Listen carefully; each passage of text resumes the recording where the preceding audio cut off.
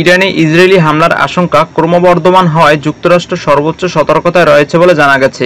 মার্কিন সংবাদ মাধ্যম ওয়াশিংটন পোস্টের এক প্রতিবেদনে বলা হয়েছে, ট্রাম্প প্রশাসন আশঙ্কা করছে যদি ওয়াশিংটন এবং তেহরানের মধ্যে পারমাণবিক কর্মসূচি নিয়ে চলমান আলোচনা ভেঙে যায়, তাহলে ইহুদি রাষ্ট্রটি যুক্তরাষ্ট্রের সম্মতি ছাড়াই ইরানের পারমাণবিক স্থাপনাগুলিতে হামলা চালানোর সিদ্ধান্ত নিতে পারে।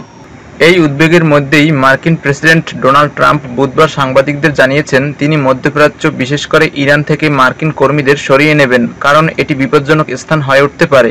মার্কিন পররাষ্ট্র দপ্তর এরই মধ্যে কিছু কর্মীকে ইরাক ছাড়ার অনুমতি দিয়েছে।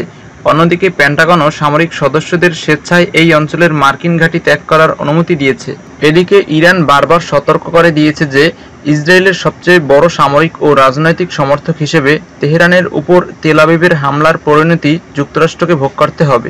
ইরানের প্রতিরক্ষামন্ত্রী আজিজ নাসিরজাদেহ বুধবার বলেছেন, যদি ইরানের উপর হামলা করা হয় তাহলে তারা এই অঞ্চলে মার্কিন ঘাঁটিতে আঘাত করে প্রতিশোধ নেবে।